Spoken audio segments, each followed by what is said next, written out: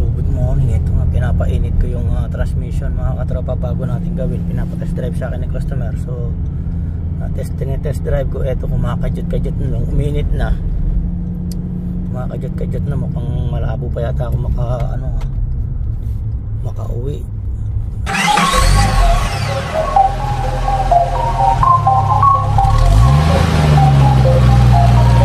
The Mechanic TV.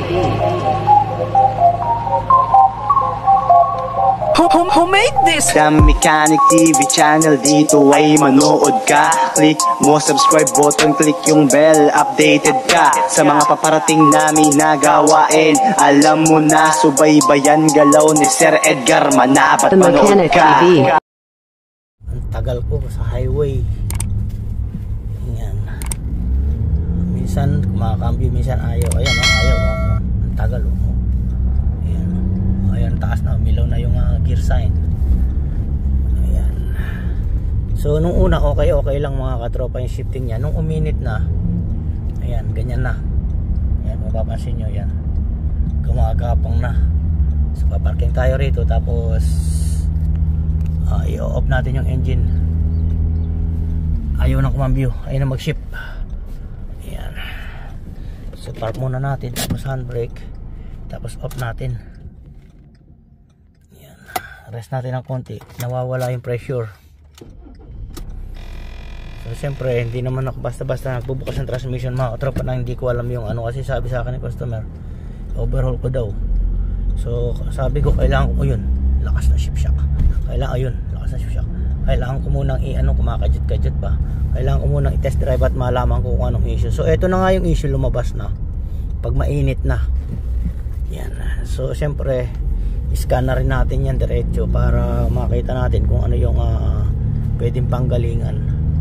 Pag malamig, okay. Kaninang una malamig naman, malamig makina tsaka malamig si transmission, okay yung shifting, maganda. Ngayon uminit na yan, taas ng RPM hanggang 40 lang. Ayaw pang umakyat. Yun lang yung makauwi tayo sa workshop. Ayan. Kahit linggo, kasi bukas hindi ko ma-test drive ng ganito mga katropa, kasi araw ng trabaho, maraming sasakyan. Ngayon, ayun, taas, ayaw na mag-ship. Gapang makajut-kajut. Ayun, lumabas na naman yung gear. So siyempre pagdating sa workshop, iscan ko ng diretso to. Hindi natin i-off si makina para makita natin kung ano yung issue. Meron kasi pag in-off mo yung makina, nawawala yung issue mga katropa. So ngayon, nakita nyo kanina na in-off ko, nawala yung gear sign. Tapos lumalabas na lang pag nagluloko si transmission. Kaya pagdating sa workshop, i-scan natin para mabasa natin agad, para pag araw ng work, pag gagawin na natin, alam na natin kung saan tayo babase mga katropa. Yan. Pero nakita nyo naman, yung sa video natin, meron na tayong clutch kit.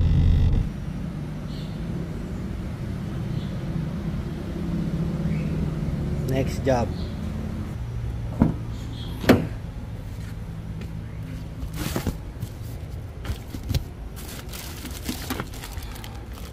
filter, o-ring,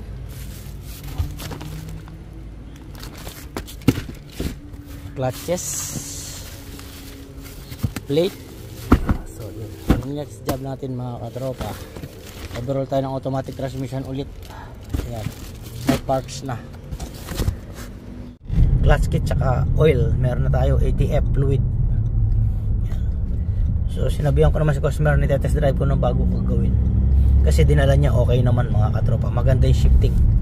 Yun nga, ngayon araw na linggo, test drive ko, lumabas yung problema mga katropa. Ayan na, usad pagong na, ayaw na mag-shift. Pero nag-shift pa naman siguro ito mga first gear to second gear to. Ayan. Ayan, pag uwi sa workshop, scan ko muna mga katropa. So yun, nasa workshop na ako mga katropa. Ayan yung workshop, ang daming malalaking sasakyan. So yun yung mga ginagawa natin, nandun sa dulo.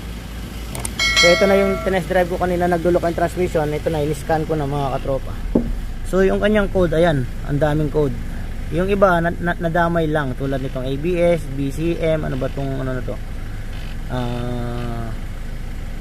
alarm, wala yan, patch key, BCM, wala yan. Pagka mga ganyan, nadadamay lang yan mga katropa. Yung iba meron talagang issue na hindi naman connected yung ilaw nya. Ano ba ito? Malfunction switch.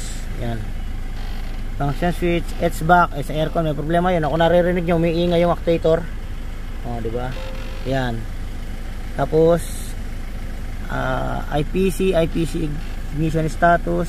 Kasi kanina nung nasa highway ako mga katropa, ayaw mag-shift, pinapatay ko tapos ino-on ko tapos ini-start ko. So ito PCM, air intake temperature sensor, PCM ulit, air temperature sensor, intermittent erratic. Ayan, kasi nga kanina pinupwersa ko mga katropa kaya lumalabas yan. Ano yung SRM? SRM is microphone, wala yan to. Nandito na tayo sa TCM, ang dami niyang code. Ayan TCM output speed sensor circuit.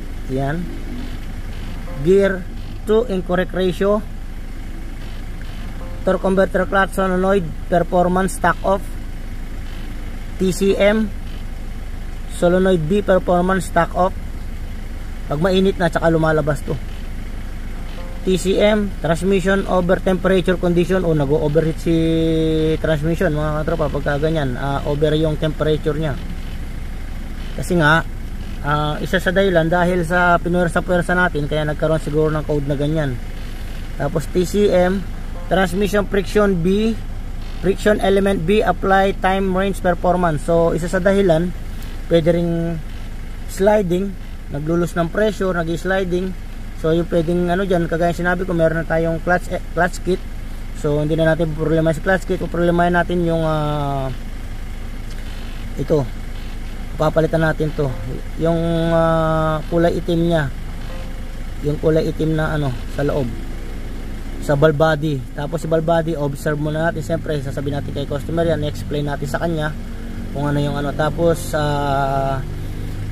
dadamay na natin si torque converter, ipapa-repair natin. Meron kasi nagre-repair dito ng torque converter, so dadamay na rin natin yan. Tapos yun lahat, observation after ng overhaul, palitan natin yung sa valve body nga, tapos overhaul. Ayan. Pag mga ganyang friction element, pwede sa clutches yan, o-ring. Ayan, naglulus ng pressure mga katropa yung mga ganyang So syempre pipicturean ko muna yan bago ko i-delete mga katropa. So yun lang yung yan, clutch kit. Tapos nag-over temperature kasi nga na pwersa or barados filter, kulang sa langis na pumupunta sa transmission kaya nag-overheat. Solenoid, siyempre hindi man tayo pupunta sa solenoid, dun nga muna tayo sa sa kulay itim. Palitan natin yan, tapos paobserbahan natin. Siyempre papupuntahin ko si customer, tapos papaliwanag natin sa kanya yan mga katropa.